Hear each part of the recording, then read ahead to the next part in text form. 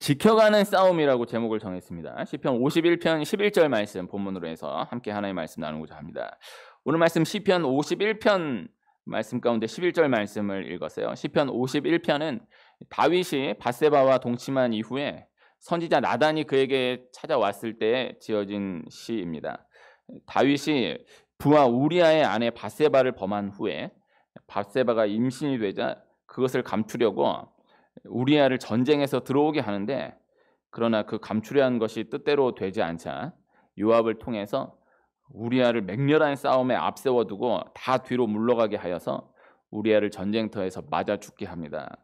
그리고 1년이 지난 이후에 하나님이 선지자 나단을 통해서 그것을 질책하시는 거예요. 다윗이 이에 하나님께 회개합니다. 그 말씀이 오늘 시편 51편 말씀이에요. 그 가운데 오늘 11절 말씀을 읽은 것이고요. 하나님을 믿지 않는 사람, 성경을 잘 알지 못하는 사람도 많이 아는 이야기가 이 다윗이 밧세바를 범하고 우리아를 죽인 이야기거든요. 열왕기상 15장 5절에 보면 유다 왕 아비암 때에 하나님이 다윗을 두고 이 일 하나 외에는 평생에 하나님 보시기에 정직하게 행하고 명령하신 모든 일을 어기지 않았다, 이렇게 말씀하신 것을 볼 수 있어요. 다윗이 이 밧세바를 범한 이 일 하나 외에는 평생에 하나님 보시기에 정직하게 행했다라는 거예요. 하나님 명령하신 거 하나도 어기지 않았다라는 거예요. 그렇게 성경이 일단 말씀하고 있는 거예요. 그러니 얼마나 다윗이 하나님 앞에 참 신실했던 사람입니까? 그러나 또 한번 여기에 초점을 두고 생각해 보면은 이 한 사건이, 다윗이 밧세바를 범하고 우리아를 죽인 이 한 사건이 참 너무나 크고, 또 다윗이 참 만가지를 잘하고 참 어긴 것이 하나도 없었지만은 다윗 하면은 요 한 사건이 그렇게 부각될 수밖에 없는, 그런 큰 사건임에는 또 분명한 것이죠. 그러나 말씀을 받는 우리의 편에서는 다윗의 이 사건 이후를 통해서 생각해 보아야 하는 것이 또 참 많은 것입니다. 시편 51편 그 배경 가운데 개인적으로 묵상하면 참 좋은 귀한 말씀들이라 이렇게 소개해 드릴 수가 있겠습니다. 시편 51편 11절 말씀을 읽었는데요. 한 절로만 놓고 보아도 많은 것을 생각해 볼 수 있지만, 주님 앞에서 쫓아내지 않기를 바라는, 주의 성령을 거두지 않기를 바라는 이 다윗의 그 마음의 중심을 생각해 보면서 말씀을 함께 하고자 하는 거예요. 다윗의 데뷔를 보면, 다윗이 중앙 무대에 등장하는 것을 보면 골리앗과의 전쟁에서 막대기와 물맷돌 5개를 가지고 나와서 한 방에 이기지 않습니까? 이게 한편으로 생각해 보면은 또 다윗과 골리앗 이야기도 하나님 안 믿는 사람도 많이 아는, 다 아는 이야기니까, 그 편으로 생각해 보면 이제 운이 좋아서, 그러나 이제 우리 하나님 믿는 자들의 용어로 놓고 보면 이제 하나님의 은혜로 이긴 것 같아 보이지만 다 하나님의 은혜인 것이죠만은, 그러나 다윗은 평생에 전쟁에서 떠날 틈이 없었던 전쟁의 사람이에요. 어디로 가든지 이겼던 전쟁의 사람, 승리의 사람입니다. 그러니까 다윗이 골리앗과의 이 싸워 이긴 이야기는 하나님의 은혜, 그 모든 전쟁 다 하나님의 은혜인데, 그러나 어쨌든 다윗이 골리앗 이긴 이야기를 놓고 보면은 이제 물맷돌로 이렇게 해서 한 방에 맞아 가지고 이제 끝나잖아요. 그런데 이제 다윗이 그거 말고도 전쟁 진짜 많이 치렀거든요. 다른 전쟁도 다 그렇게 이겼느냐? 그렇지는 않아요. 다윗이 정식 전쟁으로 해서 다 승리한 거예요. 다 전쟁 나갈 때마다 막 다른 이 장군 군사들은 막 갑옷 입고 막 창 들고 나가 싸우는데 다윗만 막대기 들고 물맷돌 들고 이렇게 나가 싸운 건 아니에요. 다윗이 다 정식으로 전쟁을 치렀고 평생 전쟁했던, 그래서 다윗과 골리앗 싸움이 이제 데뷔전이고 또 워낙 중요한 전쟁이기 때문에 그러하지만, 그 외에도 다윗은 전쟁을 떠나지 않았던, 평생 전쟁하고 살았던 전쟁의 사람입니다. 그런데 다 이겼어요. 성경에 이 다윗의 전쟁을 어디로 가든지 이기게 하셨다, 승리하게 하셨다, 이렇게 기록하고 있는데, 다윗이 그렇게 전쟁을 다 승리할 수 있었던 이유는 모든 전쟁은 하나님께 속하였기 때문이고 또 하나님이 승리하게 하셨기 때문인 거예요. 그것은 분명합니다. 하나님의 은혜로 이긴 것이죠. 그러나 그 안으로 들어가서 보면은 목동으로 양을 치면서 수많은 짐승들을 상대하며 훈련해 왔던 결과이고, 또 광야에서 사울에게 쫓겨다니면서 전쟁 지형을 다 몸으로 익혔던 결과예요. 그래서 하나님의 은혜로 승리하게 하신 것이고 하나님의 은혜로 승리했던 것은 분명하지만은, 그러나 그 안으로 들어가 보면은 정말 그 누구보다 치열하게 훈련했던, 그 누구보다 몸으로 그 하나하나를 겪음으로 인한 결과였다라는 것을 부인할 수 없다라는 것이죠. 전쟁이라는 관점에서 다윗의 삶을 생각해 보면은 그 관점으로도 생각해 볼 수 있는 것들이 참 많은 것입니다. 성경에 등장하는 모든 전쟁들은 다 영적 전쟁을 예표하여서 말씀하는 거예요. 성경에 전쟁이 참 많지 않습니까? 구약 성경은 다 전쟁의 연속이에요. 그런데 구약 성경에 있지 참 많은 이야기들 다 전쟁 이야기의 연속인데, 이 모든 것들이 다 영적 전쟁을 예표하여서 말씀하고 있는 거예요. 그 영적 배후를 생각하지 못하면 말씀을 엉뚱하게 오해할 수 있어요. 전쟁으로만 놓고 보면, 하나님이 다 진멸하라고 한 그 모든 말씀들을 놓고 보면, 영적인 이유를 생각하지 못하면, 영적으로 무엇을 말씀하기 위하여서 주신 말씀인가를 생각하지 못하면 말씀을 엉뚱하게 오해할 수 있습니다. 사탄과의 싸움을 십자가로 승리하신 예수님을 예표하여서 말씀하신 것이고, 또 그 예수님을 구주로 믿는 우리에게 현장 가운데 계속되는 영적 전쟁을 말씀하고 있는 것이다라는 것이죠.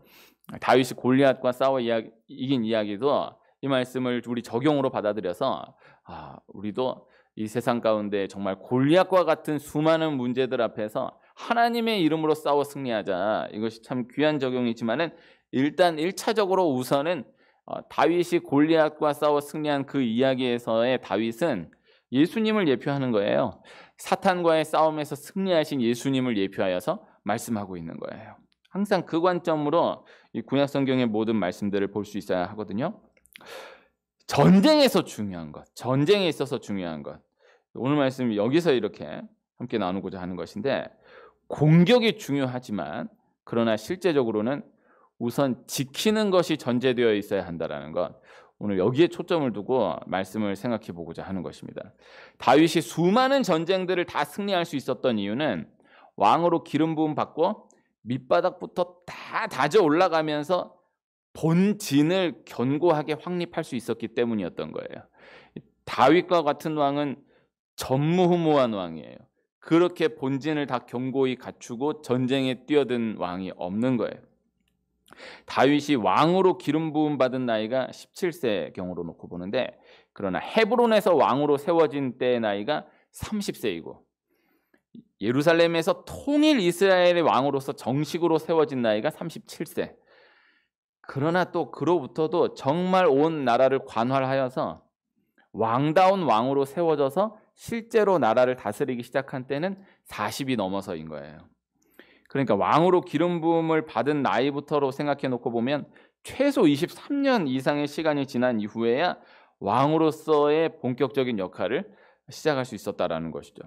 그렇게 많은 시간이 걸려서 왕이 되어 다스리기 시작했지만, 그렇게 왕으로 세워지기까지의 과정을 다 지나면서 우선 다윗 개인이 먼저 바로 세워질 수 있게 되었고, 그리고 나라 본진이 완전히 기틀을 잡을 수 있게 되었던 것이다 라는 것입니다. 그리하여서 그때부터 실제 다윗이 그 전에도 계속해서 전쟁을 치렀지만은, 실제 통일 이스라엘 왕국의 왕으로서 역할을 수행하기 시작하면서 그때부터 이제 이 본격적인 전쟁들이 시작되는데, 어떤 전략을 취하면 이기고 어떤 상황이 되면 이기고 하는 것이 아니라 어디로 가든지 다 그대로 이기게 하시는 거예요. 하나님 그렇게 이기게 하시는 거예요. 그래서 이 다윗이 하나님 앞에 기도하면서 묻고 전쟁하기도 했지만, 성경은 간단하게 말씀하는 거예요. 다윗이 여기로 가면 여기서 이기게 하시고 여기로 가면 여기로 이기게 하시고, 하나님 다윗한테 너 일로 가면 이기는데 일로 가면 진다가 아니라 다윗한테 위임하는 거예요. 그냥 어디로 어떤 식으로 가든지 하나님 다 이기게 하시는 거예요. 이 하나님의 은혜이죠. 그러나 그 안으로 들어가 보면 다윗이 모든 상황 가운데에 지키는 싸움이 우선되어 있었기 때문에 가능했던 결과이다, 이렇게 나눌 수가 있는 것입니다.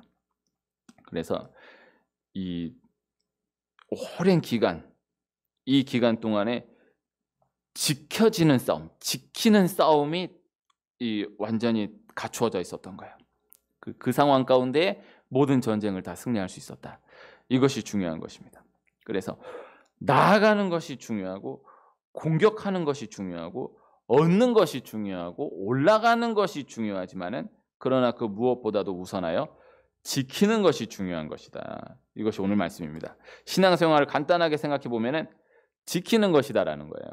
오늘 말씀의 제목을 지켜가는 싸움이라고 정했는데 싸움이라는 단어를 쓰기가 조금 생각을 해봐야 하지 않은가라도 또 생각을 해봤다가 그래도 싸움인 것이 맞으니까 지켜가는 싸움이라고 정해보았습니다. 그래서 신앙생활은 간단하게 생각하면 지켜가는 싸움하는 것이다. 이렇게 전달드릴 수가 있다는 것이죠. 진리는 발전되는 것이 아닌 거예요. 전개되는 것이 아닌 거예요. 진리는 전진되는 것이 아니다. 진리는 완전하게 주어지는 거예요. 더 나아갈 것이 없이 온전하게 이미 주어진 거예요. 신앙생활은 이미 주어진 진리를, 완전하게 주어진 진리를 그저 그대로 지켜나가는 싸움이다. 그렇게 생각해 볼 수 있다는 것이죠.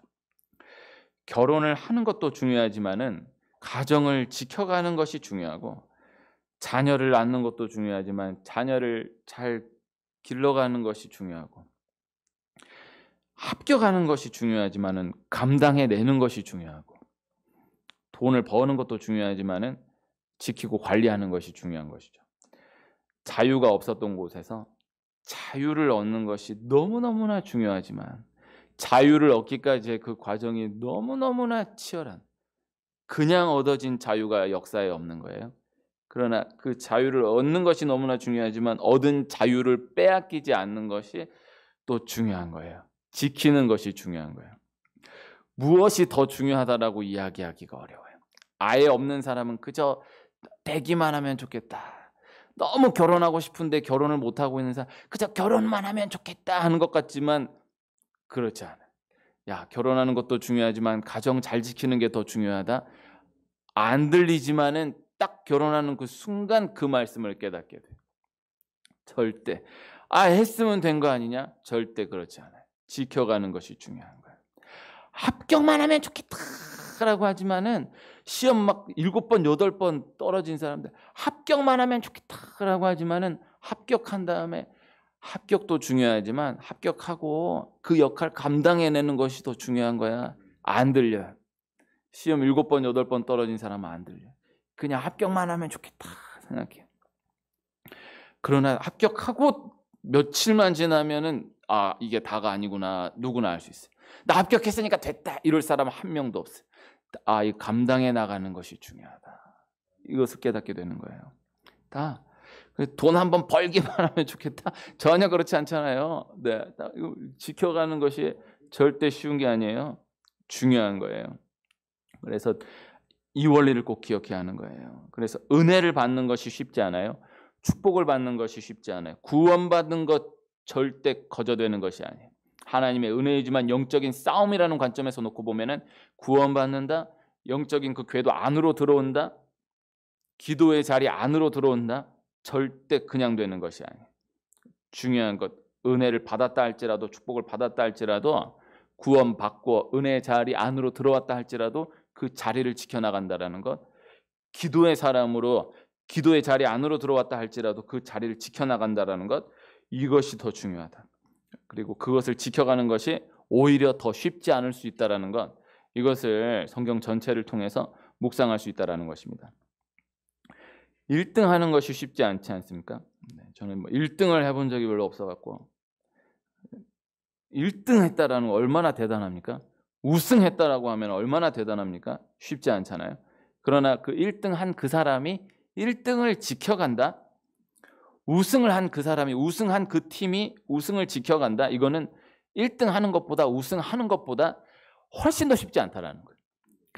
1등 해본 적이 없고 우승을 해본 적이 없는 사람 팀은 해보면 좋겠다라고 하지만, 그리고 하고 나면은 뭐 그거 그냥 해나가면 되는 거 아니냐 하지만은 절대 모르는 소리라는 거예요.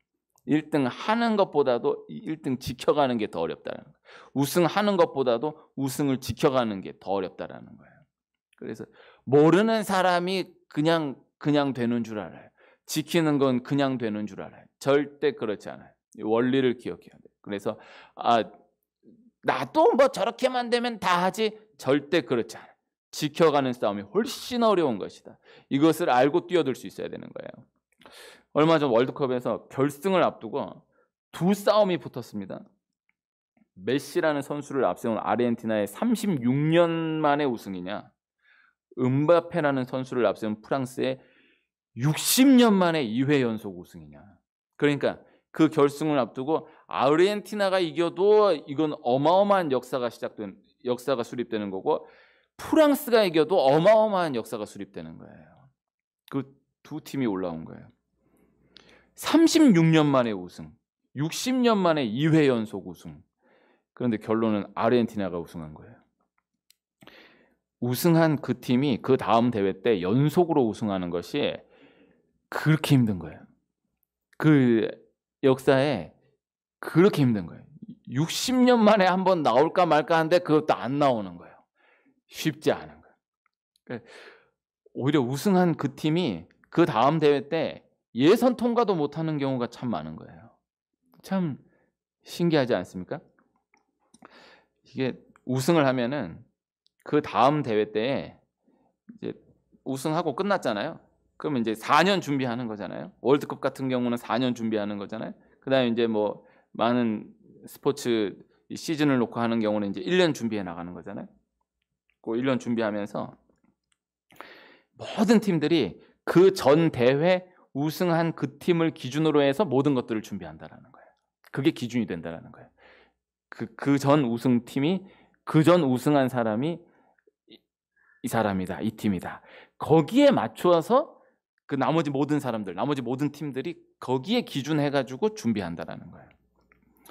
그러니 지켜나간다라는 것이 그렇게 쉽지 않은 거예요. 전 팀이, 모든 선수가 그 우승한 그 한 사람, 우승한 그 팀 하나를 기준으로 해서 그 전체를 1년을 준비하고 몇 년을 준비하니까 이걸 감당해 나가는 게 쉽지 않은 거예요.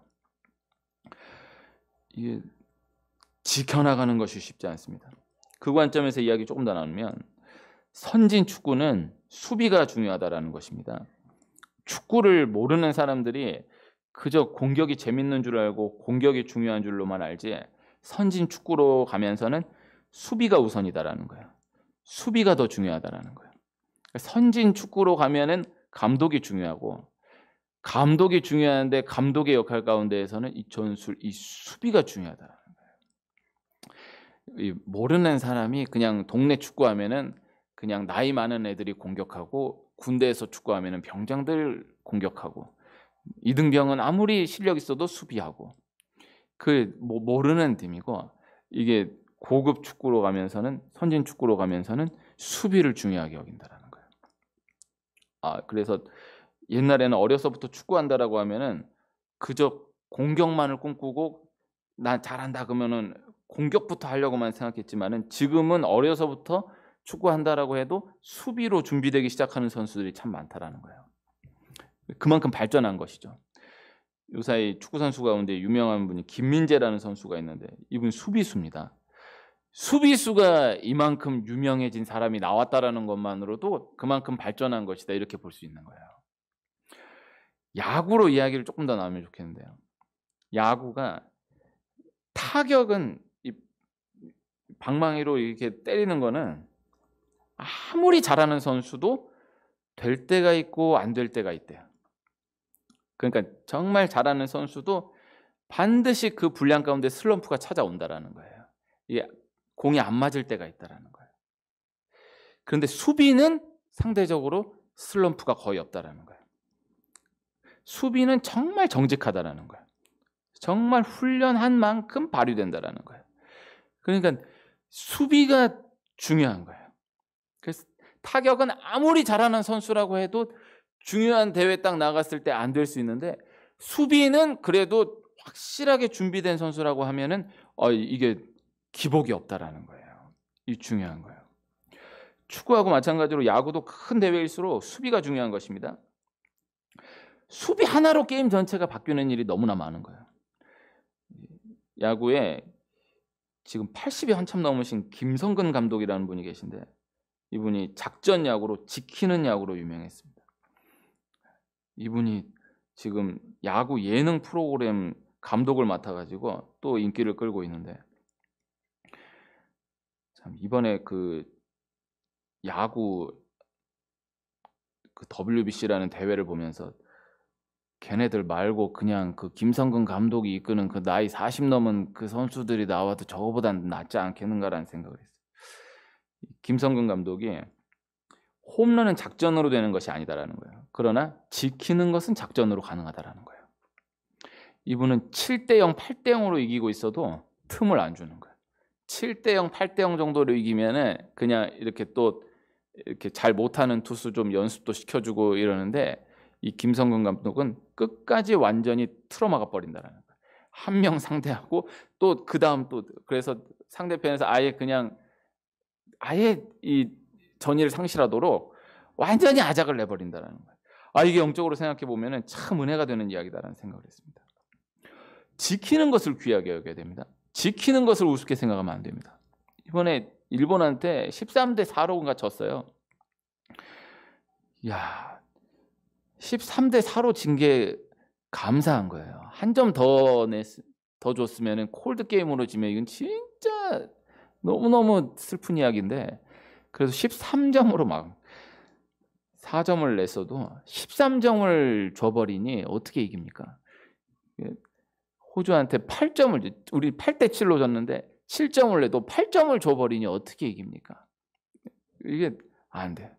그래서 그 지키는 게 안 돼 버리면은 이게 안 되는 거예요. 그래서 이걸 중요하게 생각해야 됩니다. 지키는 것을 귀하게 여겨야 됩니다. 그래서 막 어려움 당한 사람이 함부로 막 그렇게 얘기해요. 나 어차피 이룰 거 없는데 뭐, 그렇게 함부로 이야기하면 안 돼. 지금 있는 그 은혜를 지켜가는 싸움을 승리해야 돼. 하나님 반드시 은혜를 주세요. 홈런은요, 이건 작전, 뭐 감독이 막 한다고 되는 게 아니에요. 그러니까 반드시 흐름이 오는 때가 있는 거예요. 근데 지키는 게 안 돼 있으면은 아무 소용이 없는 거예요. 하나님 반드시 은혜 주세요. 근데 지키는 게 안 돼 있으면은, 이 기본이 닦여져 있지 않으면은요, 절대 진도가 안 나가는 거예요. 이미 어떠한 상황 가운데에서도 주신 은혜를 귀하게 여길 수 있어야 돼요. 어떠한 상황 가운데에서도 주신 은혜를 지켜가는 싸움에 주력할 수 있어야 돼요. 이게 기본인 거예요. 이게 시작인 거예요. 이삭의 아들 에서가 야곱의 아들 르우벤이 둘 다 본래 장자였습니다. 그러나 둘 다 장자로서의 권한을 자기가 던져버리는 거예요. 장자로서의 권한을 가볍게 알고 빼앗겨버리는 거예요. 빼앗겼다라고 표현하지만은 자기가 던져버린 거예요. 에서는 이 장자로서의 권한을 떡과 팥죽 한 그릇에 너무나 가볍게 팔아버려요. 장자권 지키는 것을 너무나 가볍게 생각하는 거예요. 이 에서에게서 야곱에게로 장자권이 넘어간 이야기를 묵상해 보면, 야곱이 에서에게서 장자권을 빼앗은 것이 아니에요. 에서가 던져버린 거예요. 에서가 가볍게 여긴 거예요.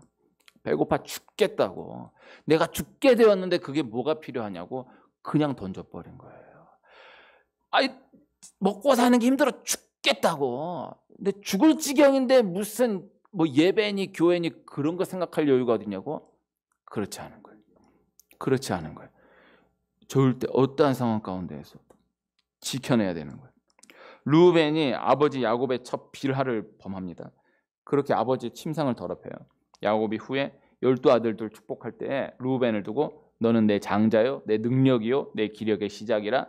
위풍이 월등하고 권능이 탁월하다마는 물의 끓음 같았은즉 너는 탁월하지 못하리니 네가 아버지의 침상에 올라 더럽혔음이로다. 그가 내 침상에 올랐었도다. 이렇게 선포하고 끝나요. 르우벤에게 다른 말씀이 없어요. 이렇게 르우벤의 장자권이 넘어가 버리는 거예요. 에서와 르우벤 원리가 같은 거예요. 본래 주어져 있던 축복을 지키지 못한 거예요. 지키는 것을 가볍게 여기는 거예요. 이미 주신 은혜를 가볍게 여기는 거예요. 이미 허락된 그 은혜를 가볍게 여기는 거예요. 지키는 것을 우습게 여기는 거예요. 다윗이 참으로 치명적인 죄를 범했습니다. 그런데 그 상황 가운데에서 하나님께 다른 것을 구하지 않는 것입니다. 주의 성령을 거두지 말아달라, 요 하나만을 구하는 거예요. 지키는 것이 중요하다라는 것을 기억했던 처사이고 또 무엇을 지켜야 하는가를 바로 알고 있음으로 인하여서 대응된 처사이다. 이렇게 생각해 볼 수 있습니다. 사울은 예배를 경홀히 여겨요. 영적인 것을 가볍게 여겨요. 사울의 죄가 다 예배와 연결되는 거예요. 영적인 것과 연결되는 거예요. 후에 하나님이 사무엘을 통하여서 하나님 당신을 버리셨다라고 거듭 이야기해도 사울이 정신을 차리지를 못해요. 지킬 수 있었던 기회를 놓쳐버리는 거예요. 지켜야 할 은혜를 던져버리고 그리고 그래도 지킬 수 있었던 기회조차도 너무나 가볍게 여겨버리는 거예요. 또 무엇을 지켜야 하는가를 끝까지 분별하지 못하여서 결국 빼앗겨버리는 것입니다. 다윗은 바세바와의 사건 이후에 하나님께 모든 것을 다 내어드립니다. 어떠한 벌이라도 다 받겠다고 다 내어드려요. 다 포기해요. 그러나 주 앞에서 쫓아내지 마시기를, 주의 성령을 거두지 마시기를, 이 하나만을 구하는 거예요. 다른 나아갈 길을 다 포기하고 지키는 데에 초점을 두어서 고백하는 거예요. 무엇이 지켜져야 하는 것인가를 잊지 않고 기억하면서 이 하나만을 끝까지 구함으로 놓치지 않는 거예요. 사울은 반드시 지켜야 할 것은 너무나 가볍게 던지고 그렇게까지 신경 안 써도 되는 거에는 꽉 매어 달려가지고 거기에 인생 끝까지 매달려서 끝나요. 다윗은 주 앞에서 쫓아내지 마시며 주의 성령을 내게서 거두지 마소서. 성령만 거두지 말아주세요. 요 하나만을 지켜요. 나머지 다 내줘요.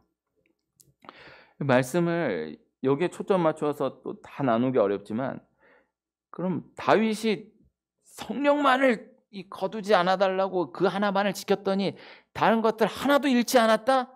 그렇진 않아요. 그럼 얼마나 좋겠어요? 아니, 다윗은 어마어마하게 또 많은 것을 잃어버리고 어마어마하게 고생. 그러나 거기에 대해서 흔들리질 않아요. 주의 성령만을 거두지 말아달라고. 이 하나만 지키면 어떠한 상황 가운데에서도 하나님 반드시 회복시키신다. 하나님 은혜 주신다. 이것을 아는 거예요. 야곱이 에서에게서 부러운 것이 너무 많은데 인간적으로 생각하면 에서에게서 빼앗았으면 하는 것들이 너무 많은데 하나도 보지 않고 장자권 하나만 딱 보는 거예요. 그 장자권 하나만 딱 받을 수 있기를, 뺏을 수 있기를. 그리고 뺏고 난 다음에는 이 하나만을 꽉 지켜나가는 거예요. 다른 또 이런 저런 또 어마어마한 험악한 세월을 보내는 그 가운데서도 그 어렵게 얻어낸 그 장자권 하나만을 꽉 지켜나가는 거예요. 이 원리를 기억해야 돼요. 그래서 무엇이 중요한가? 무엇이 지켜야 할 것인가? 이것을 꼭 놓치지 않아야 하는 것입니다. 유대인이 강한 이유는 지혜와 지식을 귀하게 여기기 때문이다라고 진단합니다. 이것은 꼭 신앙적으로가 아니더라도 유대인을 연구하는 분들이 많잖아요. 유대인의 교육을 연구하는 사람들이 많잖아요. 하나님 전혀 안 믿는데도 유대인 얘기하는 경우 많잖아요. 아이들 교육한다 그러면은 다 유대인 교육 가지고 많이 이야기해요. 유치원에서 뭐 세미나 한다. 유대인의 뭐 어린이 교육 뭐 이런 거 엄청 많이 해요.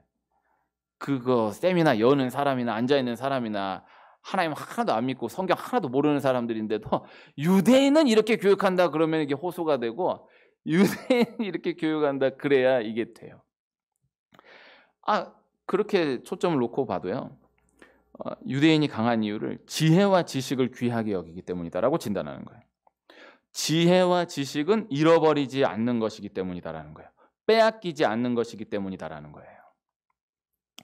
역사를 지나면서 재산도 다 뺏기고 땅도 다 뺏기고 모든 관계도 다 파괴되고 그러나 얻어진 지혜와 지식은 빼앗기지 않는다라는 것을 알고 있었기 때문에 지혜와 지식은 빼앗기지 않는다라는 것을 믿고 또 지혜와 지식은 빼앗기지 않는다라는 것을 경험하고 그래서 지혜와 지식은 빼앗기지 않는다라는 것을 몸으로 알고 역사로 알기 때문에 이 하나만을 귀하게 여기는 거예요. 여기에 유대인의 이 강한 능력의 비결이 있는 거예요. 공부해서 남주냐라는 말이 이게 참 조롱당하는 말로 요새 많이 사용되는 것에 대해서 안타깝게 생각합니다. 공부해서 남주냐? 잘못된 교육이다. 공부해서 남주자. 공부해서 남주는 교육으로 가자. 이게 무슨 말을 하려는 건지는 알겠는데 공부해서 남 주냐라는 말이 어떻게 태동된 말인지를 알아야 돼요. 공부가 하나도 중요한 게 아닌 거예요. 우리나라 처음 교회가 들어오고 기독교가 들어오고 막 학교 세우고 이럴 때 공부가 하나도 중요한 게 3살만 돼도 논에 나가서 밭에 나가서 속 굴면서 일해야 되는데 공부가 중요하다라는 이게 전혀 안 박히는 거예요. 여성에게도 공부가 중요하다라는 말이 전혀 들리지가 않는 거예요.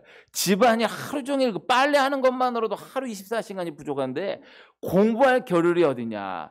선교사님들이 공부해야 된다라는 거예요. 이게 안 먹히는 거예요. 나라를 빼앗겼어요. 일본에게 나라를 빼앗겼어요. 공부해야 된다라는. 야, 지금 나라 빼앗겨가지고 오늘 죽을지 내일 죽을지 모르는데 무슨 팔자 좋게 공부하고 앉았냐? 공부해야 된다라는 거예요. 그때 태동된 말이 공부해서 남 주냐예요. 공부한 거는 안 뺏긴다라는 거예요. 공부해야 된다라는 거예요.